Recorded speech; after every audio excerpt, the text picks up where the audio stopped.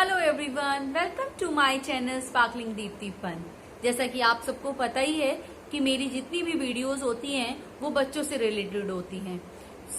अगर आप मेरे चैनल पे न्यू हैं तो please subscribe my channel, please like my channel. तो जैसा कि आपको पता ही है कि मेरे चैनल में मोस्ट ऑफ द वीडियोस बच्चों से रिलेटेड ही होती हैं। तो आज का टॉपिक भी बहुत ही मजेदार है और वो टॉपिक है स्टडी से रिलेटेड, पढ़ाई से रिलेटेड, कि हम बहुत ही जल्दी बोर हो जाते हैं और पढ़ते पढ़ते हम थक जाते हैं और कोई इंटरेस्ट नहीं है पढ़ाई में। तो सबसे पहले आप ये सोच लीजिए कि आप जो भी पढ़ रहे हैं वो आप सिर्फ अपने फ्यूचर के लिए पढ़ रहे हैं।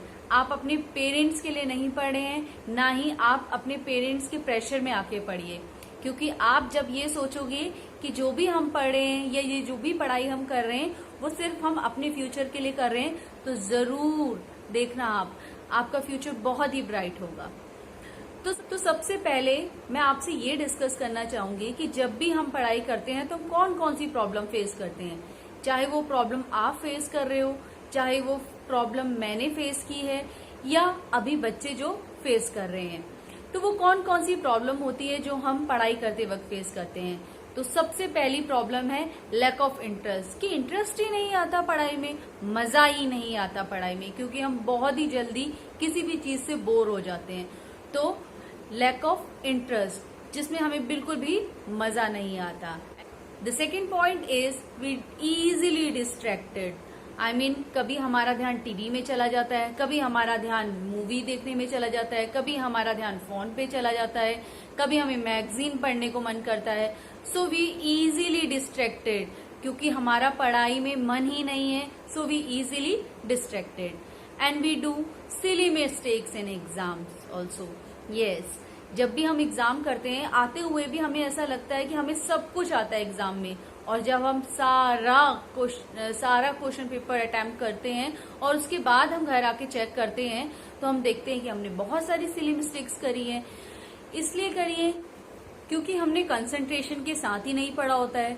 तो इसलिए हमारी बहुत सारी सिली मिस्टेक्स होती हैं जब हम एग्जाम टाइम पे अपना एग्जाम देकर आते हैं।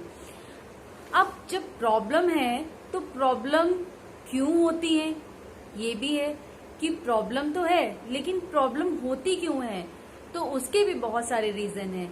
उसके सबसे पहला रीजन है reading mechanically. Yes, reading mechanically means आप घंटों के हिसाब से पढ़ते हैं कि आज तो मैंने भाई 5 घंटा पढ़ा है, या मैंने आज 4 घंटे पढ़ा है, या मैंने आज 2 घंटे पढ़ा है। बट आप घंटों के हिसाब से पढ़ रहे हैं, आप ये नहीं सोच रहे कि आपने क्या पढ़ा है उतने घंटों में। Then the second point is completely unplanned. कोई भी चीज आप पढ़ रहे हैं तो उसको एक प्लान्ड वे में पढ़ना चाहिए कि कौन सा टॉपिक इम्पोर्टेंट है, हमें उससे पहले पढ़ना है, कौन सा टॉपिक इम्पोर्टेंट नहीं है, और हमें पहले इंग्लिश पढ़नी है, देन ईवीएस पढ़ना है, या देन साइंस पढ़ना है। तो एक प्लान्ड वे में हमको स्टडी करनी चाहिए। So this is the also a reason for problem. After this, the next point is racing ahead. मतलब आप भागते जा रहे हो आगे। आपको पता ही नहीं है कि प्रीवियस चैप्टर से आपने क्या नॉलेज गेन करी है। आप नेक्स्ट चैप्टर में पहुंच गए, देन नेक्स्ट चैप्टर में पहुंच गए, बट प्रीवियस नॉलेज जो आपने गेन करी है वो सब कुछ भी आपके दिमाग में इंस्टॉल नहीं है, क्योंकि आप कोई भी नॉलेज को अच्छे से कंसंट्रेशन के साथ नहीं पढ़ रहे, ना ही उसको आप ग्रास्प कर पा रहे हो ढंग से। तो इसलिए आप बस रेस कर करके आगे ही आगे बढ़ते। And after this the next point is study more but don't get any result. Yes, आप स्टडी तो बहुत सारी कर रहे हो, बहुत सारा पढ़ रहे हो, रोज 2 से 3 घंटा पढ़ रहे हो, या 5 से 6 घंटे पढ़ रहे हो, बट उसका कोई रिजल्ट नहीं आ रहा है। इसलिए नहीं आ रहा है रिजल्ट क्योंकि आप जो पढ़ रहे हो उसको आप इंटरेस्ट के साथ नहीं पढ़ रहे हो, ना ही आप उसको कंसंट्रेशन के साथ पढ़ रहे हो। तो इसलिए उसका कोई भी रिजल्ट नहीं आ पा रहा है। After this point the next point is study straight from the help books. आप डायरेक्ट हेल्प बुक से पढ़ना स्टार्ट कर देते हो। आपके पास जो पहले आपकी टेक्स्ट बुक्स हैं आप उनको नहीं पढ़ते हो, आप डायरेक्ट ही पहले हेल्प बुक्स पढ़ना स्टार्ट कर देते हो। तो जो कंटेंट है इसीलिए वो आपको जल्दी अच्छे से समझ नहीं आ पाता है और आप एग्जाम में इसी के कारण बहुत सारी सिली मिस्टेक्स करते हो। आफ्टर दिस, ये एक बहुत ही अच्छा पॉइंट है कि हम एग्जाम के टाइम आते ही तब हम पढ़ना शुरू करते हैं। यस, कई बार आपने भी करा होगा, कई बार मैंने भी ये चीज करी है, और कई बार बहुत सारे बच्चे ये चीज कर रहे हैं कि जैसे एग्जाम पास आता है तो हम पढ़ना शुरू कर देते हैं। तो ये भी एक रीजन है, क्योंकि बहुत सारा कंटेंट होता है हमारे पास पढ़ने के लिए उस टाइम पे, और एक साथ जब बहुत सारी चीजें हमारे दिमाग में जाती हैं तो वो सारी हौच पौच हो जाती हैं। तो जिसके कारण क्या होता है कि सारी चीजें मिक्सअप होके हम किसी का आंसर किसी में लिख देते हैं।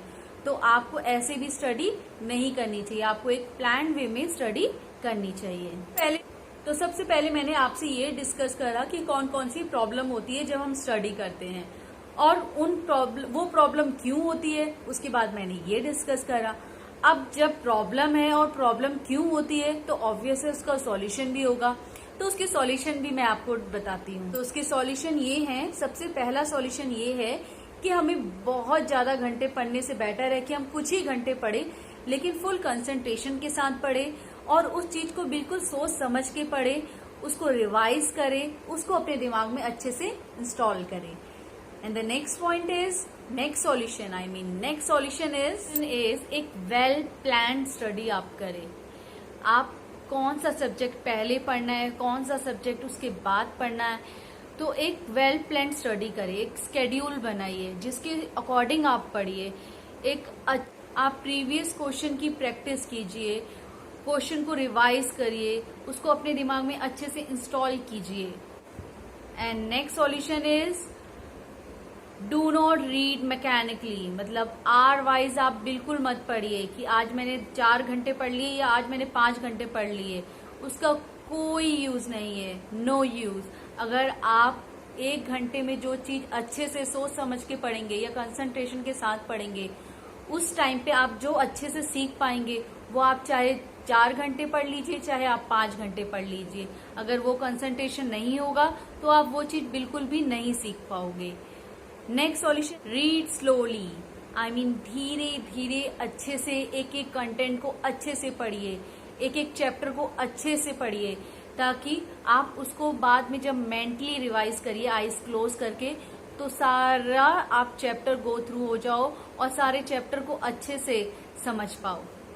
After this, underline the keywords and definitions. Yes, अगर आप अंडरलाइन करेंगे कीवर्ड्स और अंडरलाइन करेंगे डेफिनेशन, तो जब भी आप रिवाइज करेंगे तो काफी सारी चीजें आपको अपने आप ही रिवाइज होती चली जाएंगी, अगर आपने उस चैप्टर को फुल कंसंट्रेशन के साथ पढ़ा होगा।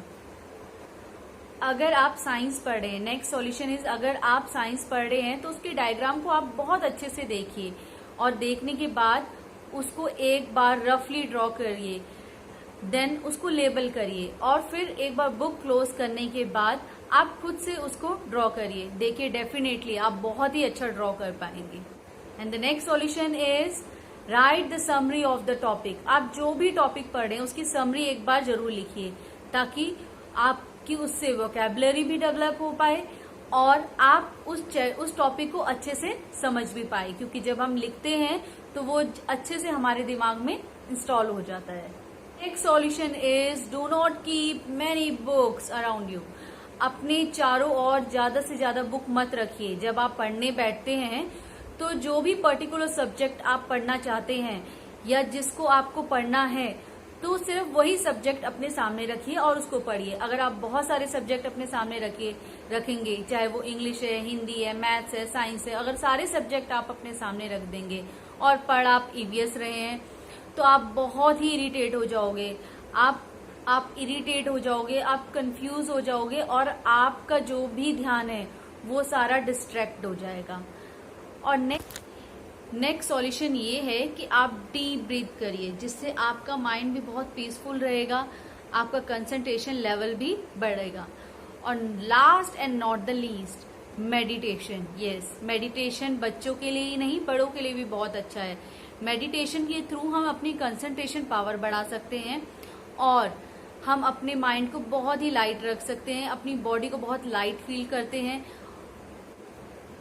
और one more thing for concentration is, अगर आप लैम्प लाइटिंग के थ्रू पढ़ेंगे तो आपका कंसंट्रेशन का जो पावर है वो भी अच्छा हो जाएगा, आपके कंसंट्रेशन लेवल बढ़ जाएगा।